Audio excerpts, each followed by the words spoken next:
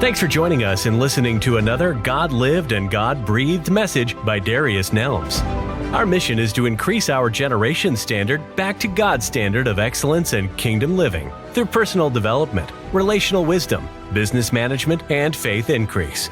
Our aim is that this message inspires and infuses you to reach your next level of living and helps you discover your rightful place in God's kingdom.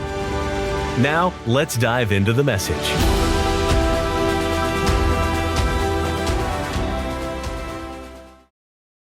Thanks for tuning in to this live broadcast entitled New Year Solutions.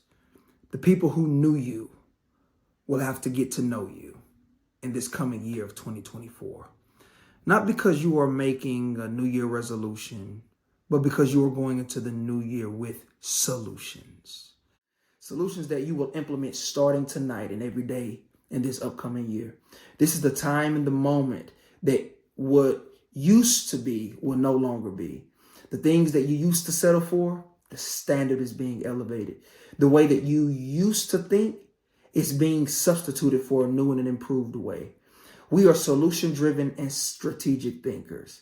And we are no longer talking, crying, or rehashing the problem, but we are changing our tune for the solution. The greatest thing that God has given us, no matter who you are or where you are, is the commodity of time. I want you to write that down for your notes. Is the commodity of time. Because some people listening to this broadcast video, they have more time than others relative to age. But time is an invaluable asset that we all have. There's a saying that goes, redeem the time and make the most of every opportunity. Redeeming the time in its proper context means to buy back time that was wasted or lost to understand its future value. Don't miss that. To redeem the time means to buy back wasted or lost time so that you can understand its future value. There's a new opportunity that is now that you have to take advantage of. You have to make your mind a storehouse for value, importance, and significance of time going forward. I'm going to say that again. I'm going to say it slow. You have to make your mind a storehouse for value, importance, and significance of time going forward. The solution of lost time is to recognize the value of time now and from this second forward. Make every minute, every hour, and every day count towards something. Because time is the opportunity to increase your experiences, knowledge, standard, and even your trajectory. You can't get time back, but you can say, from this moment forward, I'm taking back control of my life and submitting myself to the ministry of time by understanding the future value of every second that I have to embrace time-given opportunities. Now that brings us into one of our 4 points that we'll discuss regarding New Year's solutions, and it's that of spiritual development. We have to understand that through all things, God is developing us. Through development will be pain. But you can get to the point where you either view pain as pointless or pain as purposeful for where you're going. Let me say that again. You can either get to the point to where you either view pain as pointless or pain as purposeful for where you are going. God uses everything in your life to build you up because he discounts nothing. I mean, it even goes to say that all things work together for the good of those who are called according to his purpose. However, this is no means a way for you to place yourself in bad positions for the sake of it. There's an example in the Bible, a story in the Bible, I should say, in Matthew chapter 4, verse 1 through 11, that you can read in your free time if you read the Bible, of Jesus being tempted by Satan to jump off the cliff because Jesus's angels would save Jesus from striking his foot against the stone. And so when Satan tempted Jesus to do that, Jesus told Satan that he would not tempt God and that he would not put himself in the position to have to be saved from striking his heel against the stone. And so Jesus could have jumped and his angels could have saved him, but he didn't. He did not intentionally place himself in position to experience what he didn't need to. And although he had the backing to help him recover from what would have been a mistake, he chose not to place himself in the position to be or to receive that backing that was there for him. So going into 2024, it's going to require us to be strategic in our thinking. Because one of my mentors taught that you don't need to study decisions, but study consequences. You don't need to study decisions, but study consequences. What is the consequences of each decision that you make? Many people have the backing of supporting family and parents, yet you know that you are putting them in positions that they ought not to be in because you are not studying consequences. You are just making spur of the moment decisions that have life-shaking consequences. So stop living for the moment and start thinking for the future. And just like Jesus, don't place people in the position to have to rescue you and save you because you aren't thinking about the consequences of your actions. This is not the time or the moment going into 2024 to where you make spur of the moment decisions or that you make decisions because you can. No, you have to be strategic, just like Jesus was in your decision making, to know that just because I have the backing and the help does not mean that I have to abuse it or put those people in position that they ought not to be in because of my carelessness or recklessness, because I'm not studying my consequences to my decisions. So all the pain that you experience is not necessarily a part of your life's plan. Sometimes you put it there because you didn't study consequences. But even God will take all of that pain that you decided to push upon yourself, and he will use it for your spiritual and personal development. Because unfortunately, and sometimes, we choose not to learn any other way. But please don't let this be your story. Don't lose things that God meant for you to have because you are constantly your own problem. I'm going to say that again. Do not lose things that God meant for you to have because you are constantly your own problem and you continuously are in your own way. Spiritual development is meant to increase your faith, which is your reliance and your trust in God. Each phase, each season, and each lesson should increase your faith in God. So do you trust God more today than you did this time last year? This is how you measure and track your growth. Your spiritual development is in the currency of faith. So do you trust God just a little bit more than you did before? Have you seen what he has done in your past to trust him with your future? Are you eagerly waiting for what he is going to do next in your life? This is faith that is alive and active so that it can be measured. God was so strategic that he knew that you would choose a religion or that you would not choose a religion. But regardless of your choice, he gave each of us a measure of faith. I'll say that again. God was so strategic that he knew that you would either choose a religion or that you would not choose a religion. And either way, regardless of your choice, he knew by that he would give us a measure of faith. He's given us all our own measure of faith. And so faith is our hope for something better. Our faith is our hope for a better tomorrow. That is essentially what faith is also. So we have to understand also that hope is not found in any religion. I'll say that again and don't be offended by this. Hope is not found in any religion. It's found in how God thinks about things. So be reminded that your attitude is a reflection of what you believe. The solution for spiritual development is not religion. Don't be offended. But your spiritual development and the solution to your spiritual development is not in religion. Religion, regardless of which religion, is centered around tradition. And so your spiritual development will benefit from swarming yourself in the thoughts of God. So my question for you is, are you ever curious on what God thinks about things regarding marriage, regarding finances, regarding business, regarding how to treat people, regarding how to heal yourself, regarding how to increase your character? Are you ever curious about what God thinks about these things? Because many times we are bombarding God with what we think about things. And sometimes that's a great mistake. Because when you bombard your way of thinking onto God, you take away the curiosity that you could potentially have with God.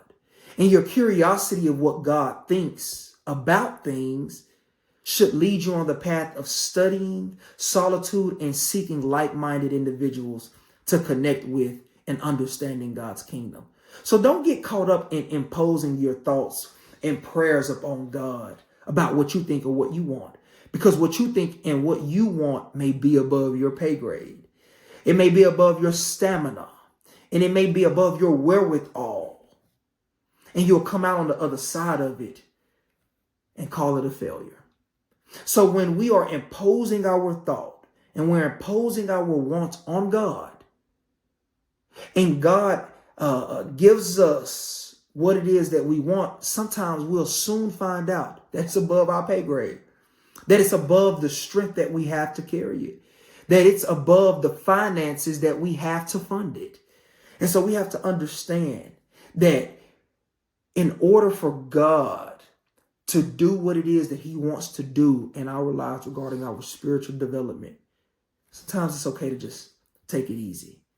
And so sometimes when God ignores your thoughts and he ignores your imposed desires, he's doing you a favor because he's saving you from yourself. See, sometimes we don't know what it is that we're truly asking for. And so sometimes God will ignore our requests and our desires because he knows what's on the other side of it. And he's saving us from ourselves because, again, sometimes we really and truly don't know what we are asking for. So in 2024, allow your spiritual life to be so rich that people can smell God on you. Not to where you have to go around quoting scripture and all this other stuff, but submit yourself to the way that God sees things and watch how your life will completely turn around and other people will be able to smell God on you. So for example, and for practical purposes, God instructs that we be of peace. So if God instructs that we be of peace, that means to get rid of your combative and your defensive behavior. God instructs gentleness. So get rid of your aggression and even your passive aggressive nature. Have self-control. So be disciplined and stop being easily persuaded into things that add no value to your life. Be long-suffering, meaning to be long-tempered and not short-tempered. Avoiding premature use of anger. This is self-control and restraint, long-suffering. So for your spiritual development, you'll be developed through your experiences. Your spiritual development is centered around increasing your faith and going beyond religion to explore the validity and the trueness of God's kingdom, which is not a religion, and learning to embody what God looks like through your character. So as we move on to point 2, which is personal development, I want you to know that this year is the year to stop being a victim. Regarding your personal development, you have to make up in your mind that you will no longer be a victim. Look at yourself and see yourself as the cause of the issues in your life. Please don't be offended by this. And I know it may seem like I'm coming at you personally, but it's all for a purpose. We have to see that we are the cause of the issues in our lives. When you look over the issues in your life, do you see a common theme? If so, there is something that you need to change, whether it's internally regarding your character or externally regarding boundaries. But regardless, look at the issues as indicators. Those indicators are attention grabbers from God, that he's addressing something in your life and you cannot and do not need to run from it. Here's how God communicates the issues and the red flags in your life to you directly. Number one, for your notes, he's directly communicating to you through your conscience and through your gut feeling. Number two, he's communicating it through people. People are communicating to you those kind of red flags and those things that may garner your attention. And number three, through situations. Do you find yourself in a constant situation with different people going through the same thing over and over and over again? He's communicating to you through situations. So what is a runner? Someone who runs when things get uncomfortable. Someone who runs when it's time to confront something. Someone who runs from the truth that they need to face. Someone who runs from themselves because they cannot sit in their filth because it's funky and festering. I'm going to say that again because I don't want you to miss that. A runner is someone who runs when things get uncomfortable. Someone who runs when they have a truth that they need to face. Someone who runs from themselves because they cannot bear to sit in their own filth because it's funky and it's festering. Be truthful and honest about yourself to the core and to the character. Because the only way that you will change is if you are challenged. The only way you will change is if you are challenged. So if you have people in your life who are challenging you to be better and challenging you to go to that next level, don't fight those people, but embrace those people. So if you have people in your life who are challenging you to be better and challenging you to be the best version of yourself, this is not a time to fight those people. Because the perspective that we often have about ourselves is a cognitive bias by way of introspection, which has its limits and hinders your personal growth. And here's why. Introspection starts with the letter I, correct? Which suggests that introspection is only concerned with how I view myself and how I potentially navigate certain situations. So if I want the most out of self-growth and personal development, I'll need to ask the right people the right questions about myself so that I can get the right answers. I'm going to say that again because I don't want you to miss that. If I want to get the most out of self-growth and personal development, I'm going to have to ask the right people the right questions about myself so that I can get the right answers. So in personal development, it's important to understand that we cannot be in a generation that says they don't care what people think about them. Leave that in 2023. We cannot go into 2024 saying that we don't care what people think about us. Sure, people that don't know you directly and that have an outside view of you, that may be valid. But for the people in our lives, we should care about what they think of us because these people love us. And because they love us, we have to know that they only have our best interest at heart. So when you understand that we can no longer be a part of a generation that says that we don't care what people think about us, we should care because we have to ask the right people in our lives the right questions about ourselves so that we can get the right approach toward positive change. You have to ask the right people the right questions about yourself so you can have the right approach toward positive change. So the solution for your personal development is to stop running. That's right, I said it. Stop running.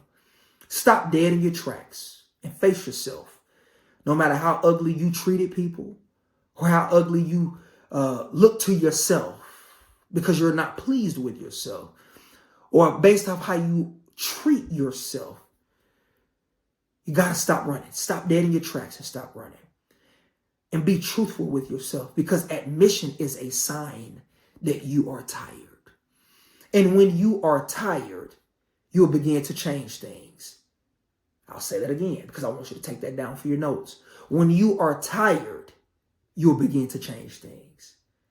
Stop heavily relying on how you view yourself and investigate how other people view you. Of course, those you love. Because this is how we get the most out of personal development.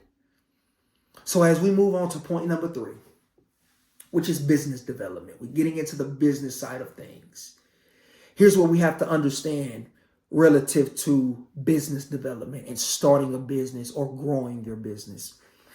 You have to find a mission worth pursuing, because you cannot stop a man or a woman who is on a mission.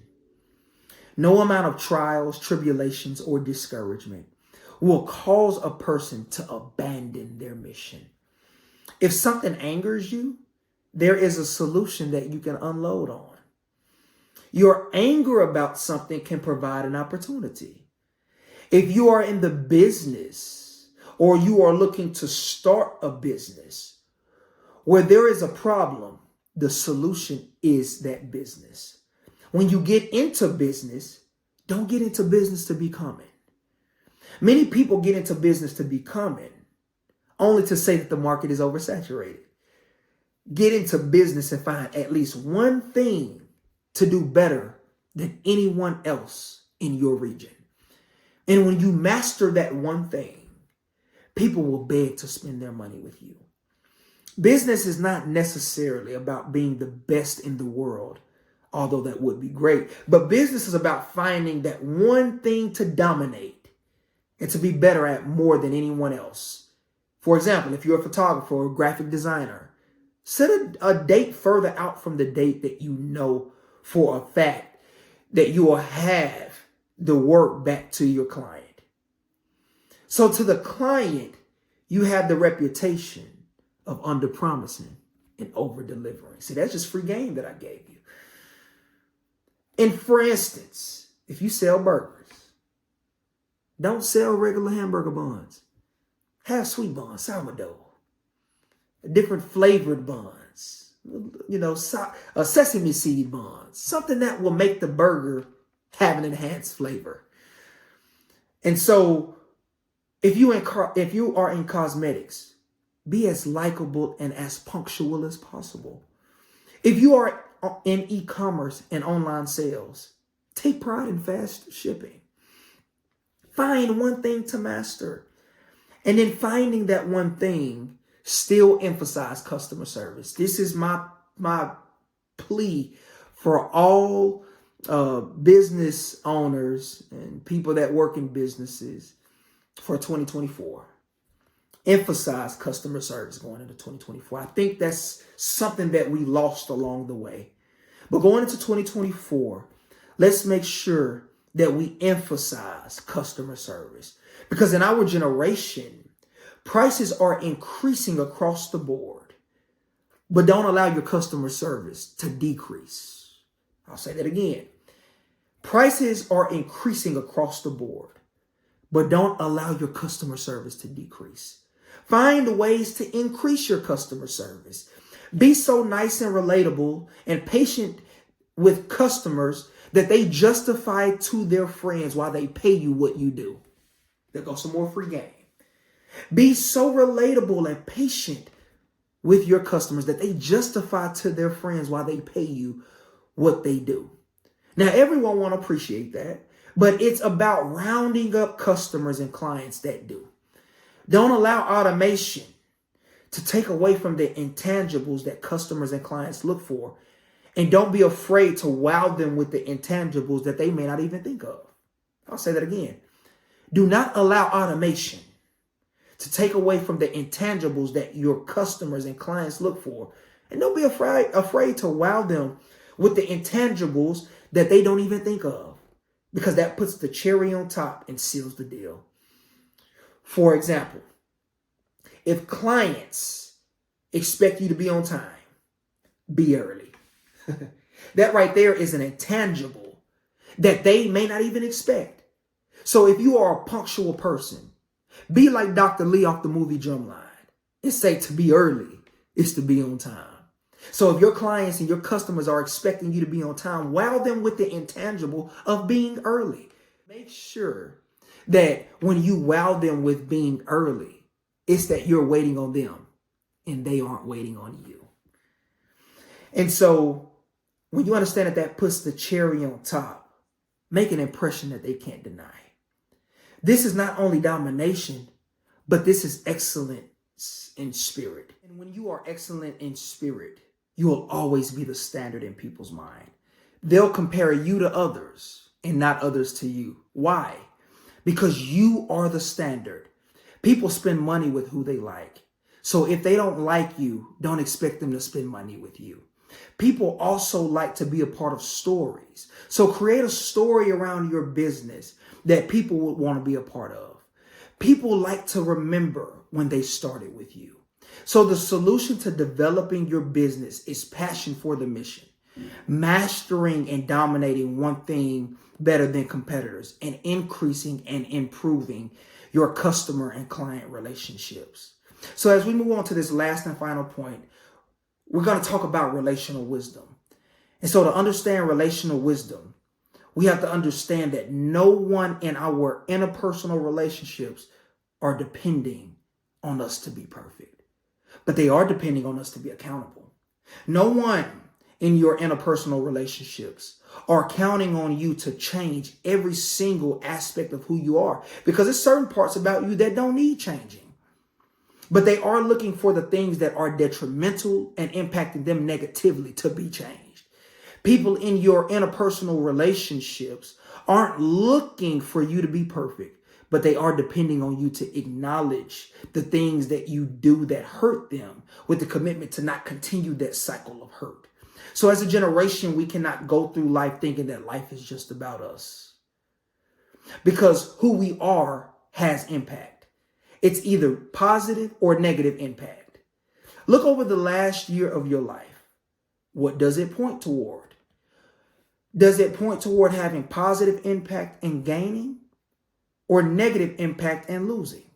I'll ask that question again because I don't want you to miss it. As a generation, we cannot go through life thinking that life is just about us, because who we are has impact. It's either positive or negative impact. So looking over the last year of your life, what does it point toward? Does it point toward having positive impact and gaining? Or does it point toward negative impact and losing? We all strive for greatness, but the part of greatness that we don't see and realize is serving. Who you are is just not an independent experience. Who you are is what others experience. Let me say that again. Who you are is not an independent experience. Who you are is what others experience. So how are you serving yourself to others? As a matter of fact, how are others experiencing you? This is the form of servant leadership. Being a servant leader, in part, is putting the needs of others above your own.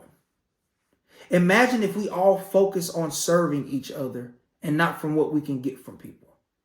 All of our needs would be met, because remember, our living experience is not an independent experience. Our living experience is an experience that others get to experience from us.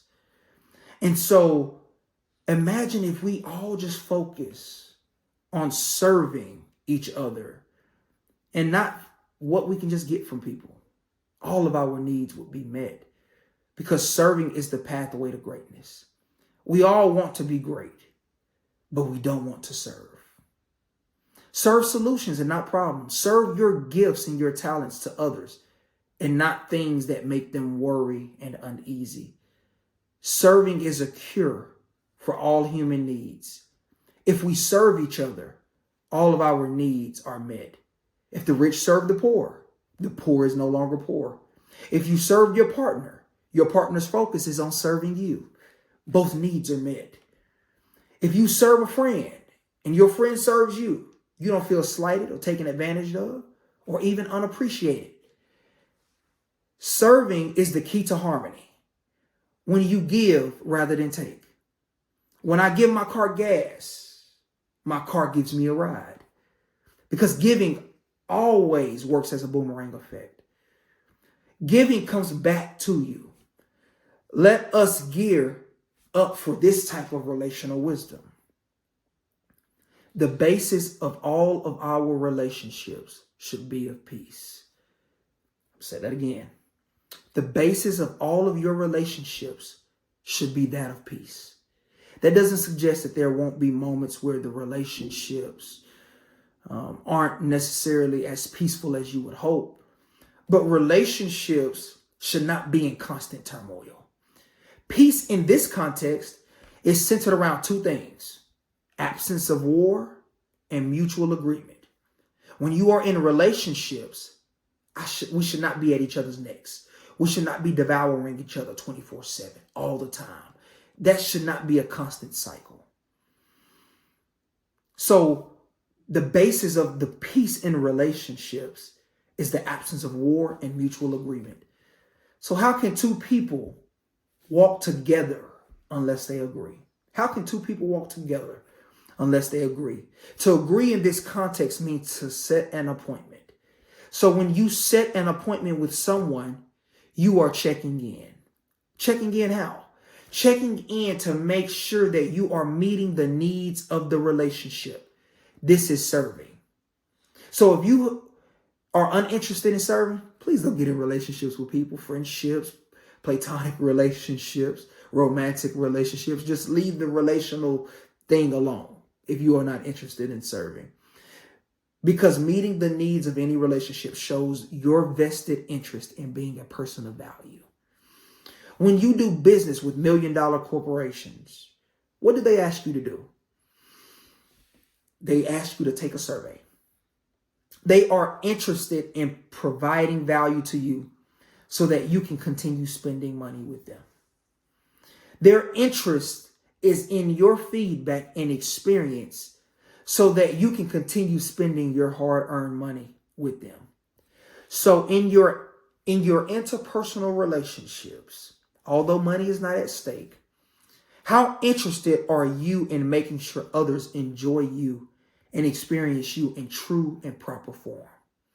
For practicality, you may not be in the best position to meet all needs for all people, and that's okay. But know your strengths and weaknesses and know your bandwidth of what you are able to give, and make sure you communicate that in your relationships. Because many relationships fail because of relational issues, such as a lack of communication, a lack of understanding, no accountability, no mutual submission. There's no evolution in the relationship. There's no harmony or peace, and there's a lack of serving. So if your relationships are struggling, I guarantee you it's one or more of these aspects that are misfiring or missing altogether. So regarding relational wisdom, let's make sure that we set an appointment with the people in our lives to make sure that we can ask the right questions and get the right answers so that we can make sure that we are serving the needs of our relationships.